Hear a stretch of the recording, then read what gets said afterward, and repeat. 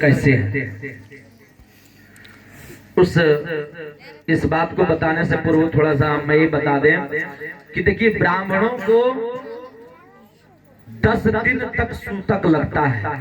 अगर कोई मर जाए तो मरने के बाद ब्राह्मणों को 10 दिन तक सूतक कहे तो छूतक लोकल परंपरा में लगता है।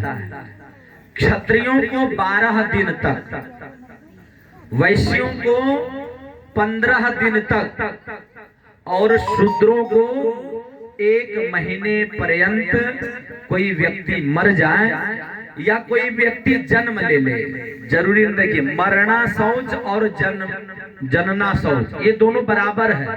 कोई व्यक्ति जन्म भी लिया तो उसका भी सूतक हमें 10 दिन तक लगेगा। कोई व्यक्ति मर गया तो उसका भी सूतक ब्राह्मणों को 10 दिन तक होता है। क्षत्रियों को 12 दिन तक, वैश्यों को 15 दिन तक और शूद्रों को 1 महीने पर्यंत छूतक लगता है। इसको आप अवश्य ध्यान में रखेंगे। आइए, तो शमशान के अधिष्ठात्र देवता भगवान शंकर कैसे हुए। सबसे पहले हम ये जानें कि शमशान शब्द का अर्थ क्या है। सम मतलब बराबर, सम मतलब बराबर। समाज भी कहते हैं ना हम लोग, समाज, एक समाज में रहना चाहिए, समाज का सही निर्माण होना चाहिए। तो समाज शब्द का अर्थ, जा शब्द का अर्थ होता है उत्पन्न होना। सम मतलब बराबर, जहां पर बराबर की भावनाएं जहां उत्पन्न हो वही समाज होता है। तो उसी प्रकार शमशान में जो सम है वह बराबर और शान मतलब शान। हमारे पास इतने पैसा, हम शान से चल रहे हैं। तो जहां पर पहुंचने के बाद चाहे गरीब हो चाहे वो अमीर हो, सबका औकात एक बराबर हो, उसी को हम क्या कहते हैं? शमशान। ऐसा नहीं कि अमीर के लिए कुछ और बनाया गया है, उसके लिए भी वही बनाया गया है जो हमारे लिए, जो गरीबों के लिए बनाया गया। तो जब एक समय की बात है, एक व्यक्ति का मृत्यु हो गया।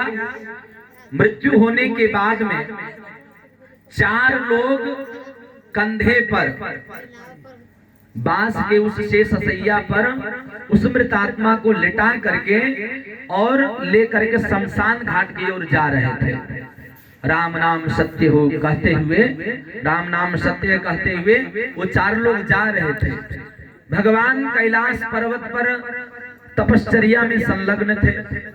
उन्होंने देखा कि 4 व्यक्ति किसी एक व्यक्ति को लेकर, वो लेटा हुआ है, उस व्यक्ति को लेकर के जा रहा है, वो भी पता नहीं कहां जा रहा है, और वो भी मेरे गुरुदेव का नाम ले रहा है। राम नाम सत्य। राम जो हैं वो भगवान शिव के गुरु हैं और शिव जी राम जी के गुरु हैं। तो बोले ये हमारे गुरुदेव का नाम लेकर के जा रहे हैं इतने प्राणी, और ये जा कहां रहे हैं और ये क्या लेकर के जा रहे हैं। उनके मन में ऐसा जिज्ञासा हुआ कि देखा जाए। तो सभी प्राणियों के पीछे पीछे भगवान शंकर जाने लगे। जब सभी प्राणी शमशान घाट पर जाकर के उस मृतात्मा के शरीर को वहां रखा, और रखने के बाद राम नाम सत्य कहना चुप हो गए। भगवान शिव मन में विचार किए कि रास्ते में राम नाम सत्य कहते हुए ये स्थान तक ये आए हैं और इसके बाद राम नाम नहीं लिए। कारण क्या? चिता पर जब उस मृत शरीर को लिटा करके और अग्नि के हवाले जब कर दिया, तो सभी लोग फिर से एक बार भगवान के नाम संकीर्तन करके और फिर से राम नाम लेकर के घर वापस जाने लगे। भगवान शिव उसी स्थान पर बैठ करके विचार करने लगे कि इससे पवित्र जगह, इससे शुद्ध जगह हमें जीवन में कभी नहीं मिलेगा। कैलाश पर्वत भी नहीं है मेरा, क्योंकि वहां जब हम भगवान का स्मरण करते हैं तभी भगवान हमारे हृदय में आकर विराजमान होते हैं, जब हम उनका नाम लेते हैं तभी।